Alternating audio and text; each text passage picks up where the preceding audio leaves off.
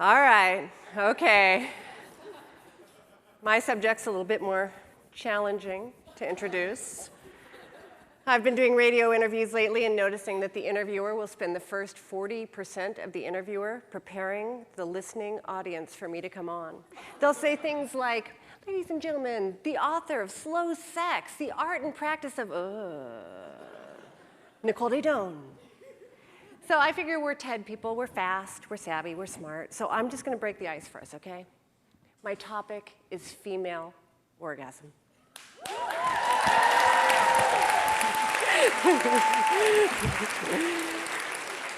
So that said, I want to thank the people of TEDx for having me on this stage. This has been a dream of mine that I thought was absolutely impossible. That we could have a relevant, intelligent conversation about female orgasm was just a distant dream for me. I just fell in love with this practice. That's what happened for me. I gave nearly 10,000 hours to this practice. That's a lot of hours. A lot. But I learned some key things in that time that I am bringing to you. The first is that female orgasm is vital for every single woman on the planet. The second is, it's not so bad for the guys either. The third, and on a much more serious note, is that it roots our fundamental capacity for connection. It's for this reason that I believe that at some point, you will hear yoga, meditation, and orgasm. And you won't hear it yoga, meditation, and orgasm. So in 2004, I founded One Taste Urban Retreat Centers with this in mind. One taste comes from the Buddhist expression, just as the ocean has one taste, the taste of salt, so does the taste of liberation, the taste of truth. And I felt like I had tasted a truth that was so undeniable I had to bring it to the world. I was absolutely clear on this. Mind you, not everyone was. We had lectures, we had courses, we had what every orgasm study needs. We had a residence. It was insane by pretty much anyone's standards, and we had the lack of clientele to prove it. My business partner has journal entries that say things like, 2 people showed up to the business this week. The first was the postman. The second was a wrong address. Crickets.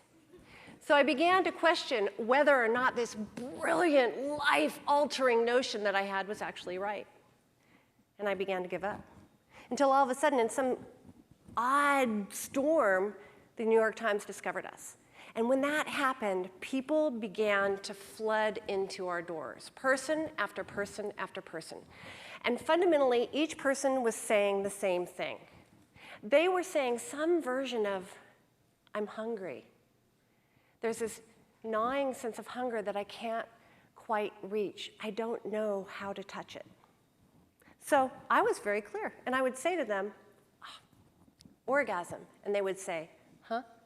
And I would say, orgasm. And they would say, huh?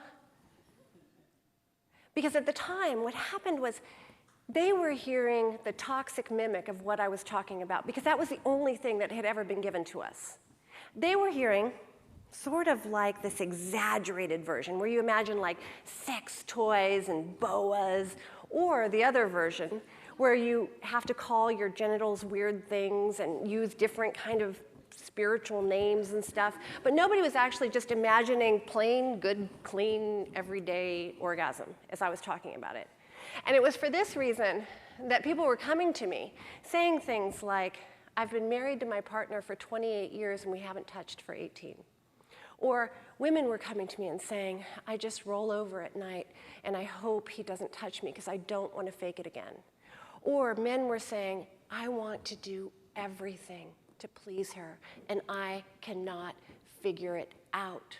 Or more commonly, woman after woman was coming through my office and they were chanting what I call the Western woman's mantra. I work too hard, I eat too much, I diet too much, I drink too much, I shop too much, I give too much, and still there's this sense of hunger that I can't touch.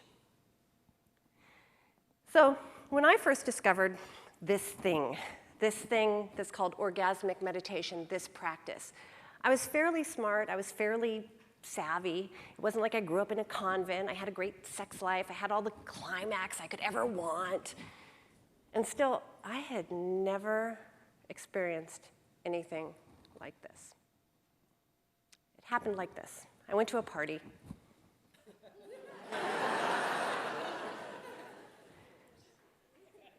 Orgasm is compelling enough for me to unveil myself. I went to this party and I met this guy, which sounds typical, right? This wasn't a typical guy. So he said, I'd like to introduce you. Oh, if you can use this line if you want. I'd like to introduce you to this sexuality practice. And I said, huh? And he said, I'd like to introduce you to this sexuality practice. And then he said, okay, you are going to take off your pants. And I am going to leave my clothes on. And then you're going to lie down, and I'm going to put all of my attention on you for 15 minutes. Okay. And then, at the end of it, you're free to go.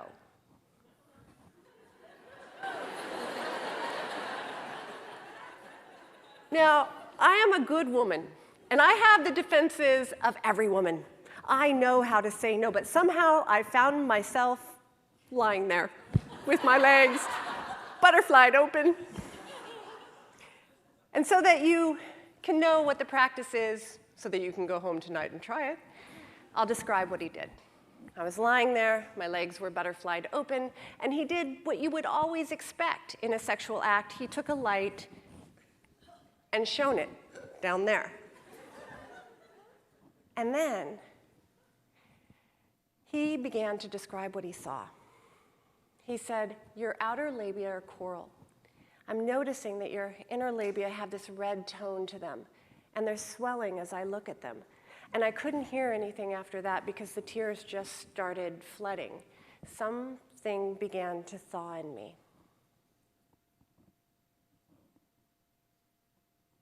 I had never been looked at or felt that kind of compassion in that area before. So then he sat next to me, and he put his right thumb at the base of my introitus, which is the area you would enter were you to have intercourse, and he took his finger and stuck it in lubrication. And then he pulled his finger up, and he put it on the upper left-hand quadrant of my clitoris. Now, the upper left-hand quadrant, it's of my clitoris, would be, were I facing you, the 1 o'clock position where my clitoris o'clock. And he stroked. And he stroked up, down, up, down, up, down, up, down, no firmer than you would stroke your eyelid, that tender tissue there. So it was great, because nothing happened. Absolutely nothing. I was where I always am, or was, when I was in any kind of sexuality act. I was in my head. I was thinking about whether or not I looked good. I was thinking about whether or not I was doing this thing right. I was thinking about whether or not this guy was kind of creepy. I was thinking about whether or not I was going to marry him. I was thinking about whether or not my stomach looked a little poochy. And then all of a sudden, the traffic jam that was my mind broke open. And it was like I was on the open road, and there was not a thought in sight. And there was only pure feeling. And for the first time in my life, I felt like I had access to that hunger that was underneath all of my other hungers, which is a fundamental hunger to connect with another human being. And that was enough.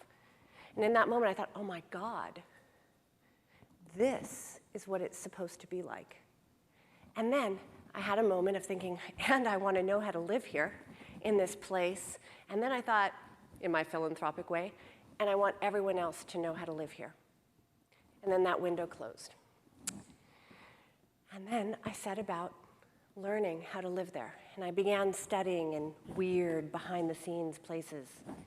And then I cobbled together this practice that could, in a repeatable way, get thousands of people who have come through our doors back to this place. Now, the amazing thing isn't just that you can hit that place, it's that you can hit it with another human being. Now, I really, really don't like anything woo-woo, okay? So I'm going to describe it in the simplest way I can possibly think. Both people are putting their attention on the same point. It's a fairly intense point, mind you.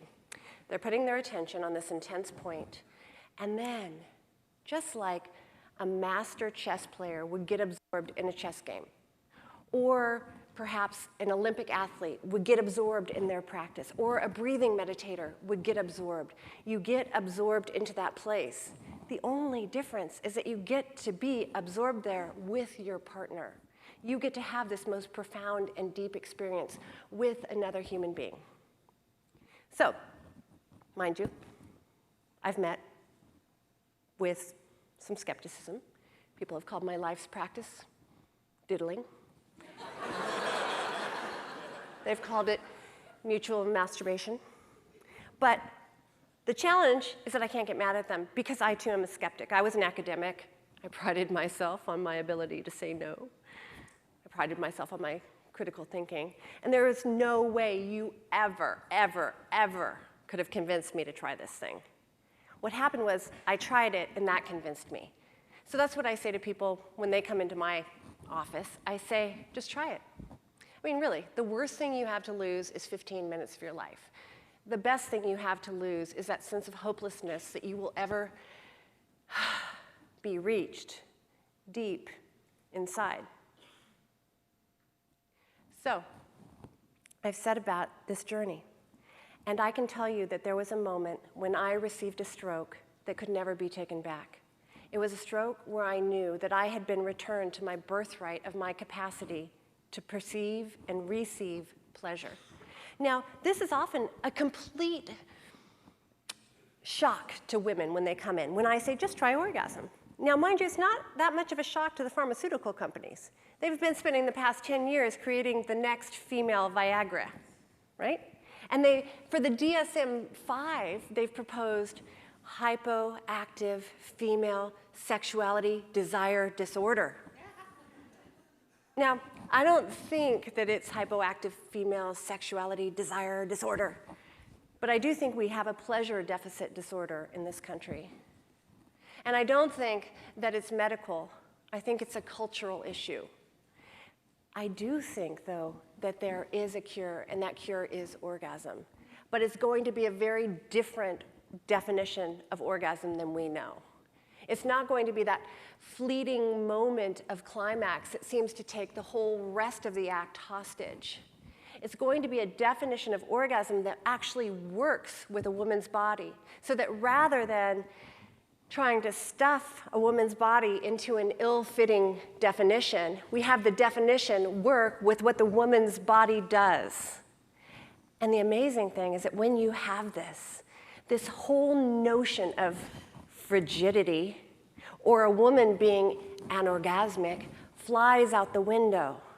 And what it's replaced with is an entire lifetime journey of discovering who you are and how your particular orgasm works. Woo!